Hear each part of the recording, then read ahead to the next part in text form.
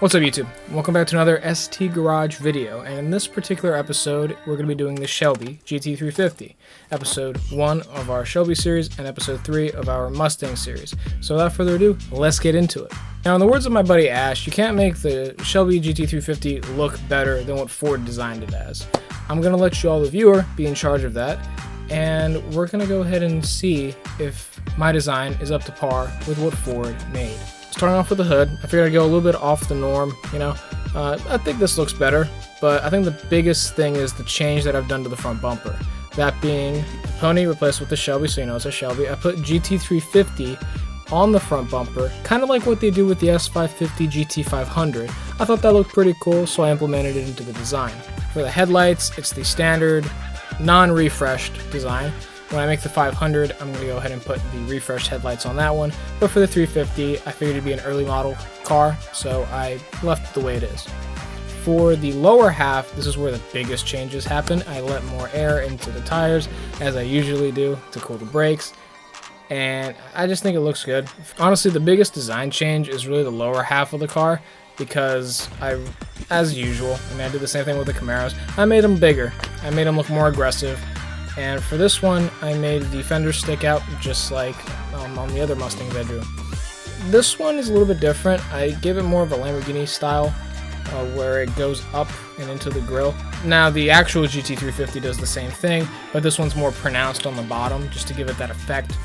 Now the GT350 has more of an accent color, if you would even consider it color. It's more of like a matte, plasticky looking part, but I think this way it kind of exemplifies itself. The bottom part's painted, the top part's the same as the other designs I drew. For the top grille though, you can tell I added a little bit of like a notch on the bottom part of the grille. Kind of like what I did with the 6th gen Camaro, but more pronounced. It's almost made it look like the Shelby badge was sitting on something. And I thought this looked a lot more aggressive because, like in the actual 350, I'm going to go back to it a lot, it's a thick center part of the bumper where there's not a lot of grille space. And that's a lot more different than, let's say, the 500, where it actually gives off the illusion that the entire front is the grille by painting it black. And in this description I'm showing you guys right here, so right there. I think it's right here. I'm losing my mind. But nevertheless, we continue. And I think this is a good design, and I think it actually might be on par with what Ford did, but I'm going to let you all vote on that. I think I can make you all vote. I'm going to try that. I'm going to give it a try. We're going to see what happens. Boom! Not much has changed. The front fender, I added like a Super Snake style. I'm not going to design the Super Snake. I can leave that for like maybe a separate series or something. I think that'd be really cool. But you guys let me know if you want to see that. That's all I really added. I just something to make the Shelby badge pop. I figured if I added something like this, obviously it'd be an authentic vent, nothing fake. We don't like that riced out stuff. Kept the Eleanor side scoop for the rear fender, which, is different, kind of. It's more of a OEM Ford thing. I decided to add because I thought it looked nice. It's almost like a Grand Sport style. But yeah, now you know where my allegiances lie. But nevertheless, I kept the Eleanor side vent, and I redrew some of the parts like the rear and the front to make it actually look like the 350, because all I did was copy paste it from the other drawing I made, and I just added the fender. But I think it looks pretty cool, so yeah. Let's ignore the fact that I didn't really draw the rims on this car very well.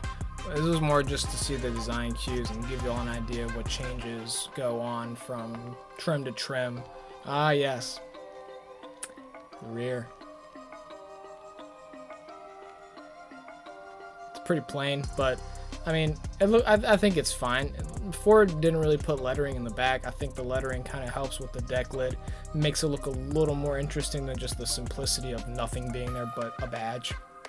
And I think it's saying GT350 with the Shelby snake looks pretty cool, rather than just a little square box with a snake in it, where a person that wants to see what it is can't really figure it out if they're not really that well versed into Mustangs. But this looks good. The only thing that is different from the actual Shelby is it doesn't say Shelby on the back. But I'm pretty sure the snake says it all, let's just be honest. I also added a ducktail kind of spoiler.